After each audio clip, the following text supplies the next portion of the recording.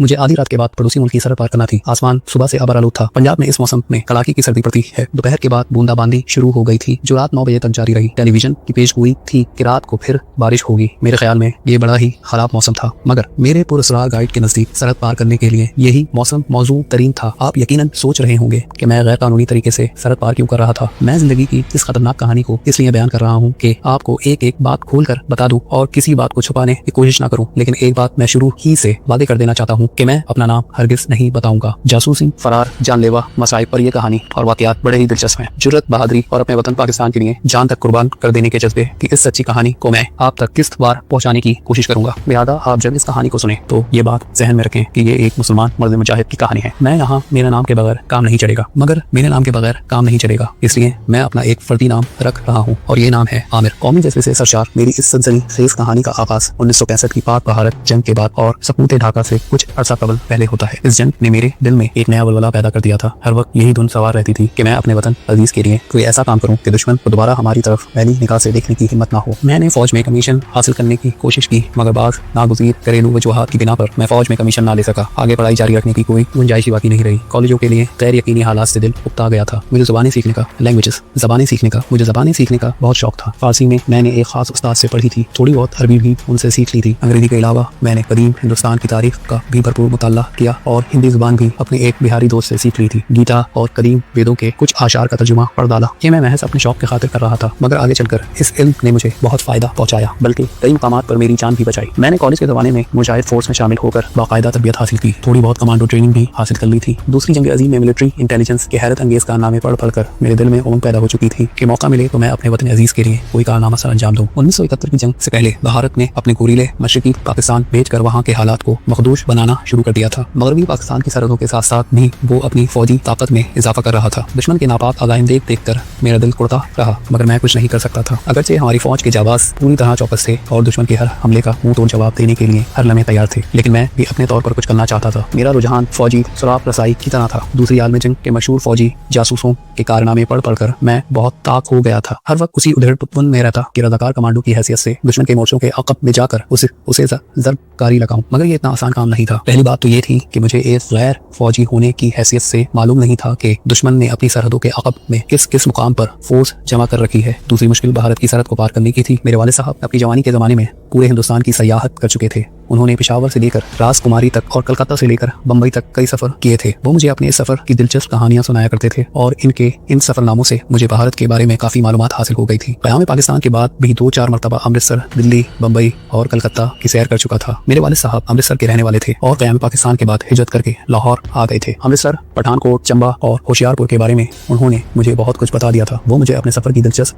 कहानियां सुनाते और मैं इन मालूमात को अपने लिए लाशऊर में जमा करता रहता। 1971 की इब्तिदाई अयाम में जब दुश्मन ने मशरिक़ पाकिस्तान में अपने तखरीबकारों के जरिए इंतशार की मुहिम शुरू की और मगरबी पाकिस्तान की सरहदों पर भी अपनी फौजी ताकत में इजाफा किया, तो मैंने दिल ही दिल में इस मुहिम पर निकलने के बारे में संजीदगी से गौर करना शुरू कर दिया। मुजाहिद फोर्स में रहने की वजह से मेरे फौजी मालूमात में काफ़ी इजाफा हुआ था और एक कैप्टन साहब से दोस्ती भी हो गई थी। मैंने बातों ही बातों में उनसे कुरेद कर ये मालूम किया कि दुश्मन ने पाकिस्तानी सरहद से दूर पठानकोट की छावनी के करीब पहाड़ों में एक ऐसी तोप नफ्स कर रखी थी कि जंग की सूरत में उसके इंतहाई तेज रफ्तार और 5-5 मन बारूद के हामिल गोले लाहौर शहर में आकर फटेंगे जो बेपनाह तबाही फैला सकते थे। मैं पहले ही कौमी जज्बे से सरशार था। दुश्मन के इन अज़ाइम की खबर हुई तो मेरा खून खौल उठा। मैंने इसी लम्हे फैसला किया कि इस तोप को तबाह करके ही दम लूंगा। इस वक्त ये फैसला बड़ा बचकाना लगता था। भला एक गैर फौजी जवान दुश्मन की सरहद पार करके दुश्मन की छावनी में पहुंचकर एक ऐसी जदीद तरीन भारी भरकम तोप को कैसे तबाह कर सकता था जिसकी हिफाजत के लिए ना जाने कैसे कैसे जानलेवा इंतजाम किए गए होंगे। इसके बावजूद मैं फैसला कर चुका था। मेरा यह फैसला मेरी एक तवील और ख़तरनाक तरीन मुहिम का आगाज़ था, जिसमें मैं कदम कदम पर मुझे मौत का सामना करना पड़ता था। आप बात में खुद ही समझ जाएंगे जब मैं आगे आपको मुकम्मल कहानी सुनाऊंगा। मैं अपनी ज़राई से जिस कदर भी मालूमात हासिल कर सकता था हासिल कर ली। अमृतसर से पठानकोट तक मैं दोबारा सफ़र कर चुका था, फिर भी मैंने इस सफ़र की तमाम याददाश्तों को अपने जहन में एक बार फिर ताज़ा किया। सबसे पहले पाक भारत सरहद अबूर करने वाली मंजिल थी, ज़रूरियात को पूरा करना था। मैंने इस मसले को हल करने की धुन में लग गया। इसी सिलसिले में मेरी मुलाकात स्मगलरों के एक गिरोह से हो गई। इन दिनों इस गिरोह के आधे आदमी मर चुके हैं और बाकी जेल में सज़ा पा रहे हैं, लेकिन मैं इनका शुक्रगुजार हूँ। अगर ये लोग मेरी मदद ना करते तो मैं अपने अज़ाइम में कभी कामयाब ना होता। अगरचे मेरी मदद करने में सरासर इनके मफादात मुलव्वस थे, ताहम मैं इनके ताउन से सरहद पार कर गया और मेरी कुछ माली इमदाद भी हो गई। मैं स्मगलरों के इस गिरोह के बारे में कुछ नहीं बताऊंगा क्योंकि अब इसकी जरूरत भी नहीं है। स्मगलरों का ये खतरनाक ग्रोह सरहद पार स्मगलिंग में बेहद सरगर्म था और इनका मशरकी पंजाब के सिखों से बाकायदा राब्ता था। इसी ग्रोह का एक खास आदमी जो मुसलमान था, अमृतसर में मुकीम था, जो स्मगलिंग के नापाक कारोबार की सरहद पर निगरानी करता था। इसका नाम आज तक मुझे मालूम नहीं हो सका। इस ग्रोह के लोग कुरुंडिया के नाम से पहचाने जाते थे। कुरुंडिया पंजाब में एक सांप होता है और बंजर जमीनों में पाया जाता है और इस कदर जहरीला होता है कि आदमी को डसते ही वो परे हट जाता है ताकि आदमी इसके ऊपर ना गिरे। इसकी वजह यह है कि इसके डसते ही आदमी मर जाता है। गवाल मंडी में अलिफ के एक बदमाश से मेरी वाक़ियत थी। यह आदमी इस ग्रोह को जानता था। इसकी वसात से मेरी स्मगलरों के ग्रोह के लीडर से मुलाकात हो गई। मैंने इसे यही बताया कि मेरे अखराजात पूरे नहीं होते और मैं स्मगलिंग के जरिए दौलत कमाना चाहता हूँ। इन लोगों ने खुफिया तौर पर मेरी खूब छाँच पटक की और आखिर मुझे अपने ग्रोह में शामिल कर लिया, लेकिन साथ ही में धमकी देकर कहा अगर मैं इन्हें धोखा देता हूँ तो वो मुझे दुनिया में किसी भी हिस्से से ढूंढ कर हलाक कर देंगे। मेरा मकसद तो सिर्फ सरहद पार करना था। स्मगलिंग से मेरे दूर दूर तक कोई ताल्लुक नहीं था। फिर भी मुझे अपने मिशन के लिए भारतीय करेंसी की जरूरत थी। लीडर ने पहले फेरे के लिए हीरोइन का एक प्लास्टिक में लिपटा हुआ लिफाफा मेरे कमर के गर्द बांध दिया और कहा यह लिफाफा तुम्हें अमृतसर के कुरुंडिया को पहुंचाना है। इसके बाद तुम्हारा काम खत्म हो जाएगा। वापसी पर इसके आदमी तुम्हें पाकिस्तान की सरहद पार करा देंगे। यहाँ आने के बाद तुम्हें इस फेरे की उजरत 10,000 रुपये अदा कर दी जाएगी। मैंने लीडर से पूछा क्या मुझे हिंदुस्तान में कुछ रुपए अदा नहीं किए जा सकते, क्योंकि मैं वहाँ अपनी पसंद की कुछ चीज़ें खरीद कर लाना चाहता हूँ। तुम्हें इसकी इजाज़त नहीं दी जाएगी। लीडर ने कहा तुम हमारा फेरा लगाने जाओगे या मेला देखने? अमृतसर के बाज़ारों में घूमने फिरने की कभी कोशिश ना करना। लीडर ने कहा। मैं खामोश हो गया, लेकिन दिल में एक मंसूबा भी बनाया। मैंने उसी वक्त तैयार कर लिया था कि मुझे आधी रात को एक ख़ास मुकाम पर पहुँचने की हिदायत की गई थी। हीरोइन की थैली मेरे कमर पर बंधी हुई थी। मैं रक्शे में अपने घर से वाका की तरफ रवाना हो गया। मैंने घर में से किसी को कुछ नहीं बताया था। आसमान सुबह ही से बादलों में घिरा हुआ था। कड़ाके की सर्दी पड़ रही थी।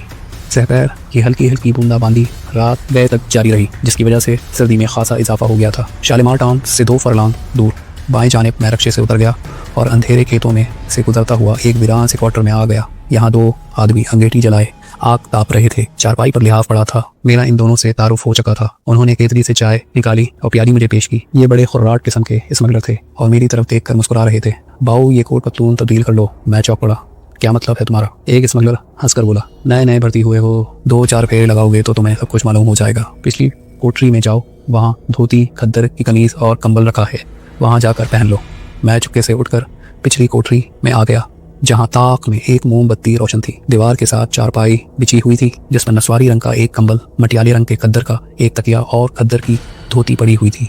मैंने ये धोती लिबास पहन लिया, बूट उतारकर देहाती वज़ा की जूती पहनी और कंबल ओढ़कर स्मगलर के पास वापस आ गया। वो मेरी तरफ देखकर मजाक के अंदाज में हंसने लगे। अब आए हो तो मसली जवान, बैठो यहाँ। मैं खामोशी से अंगीठी के पास बैठ गया और चाय पीने लगा।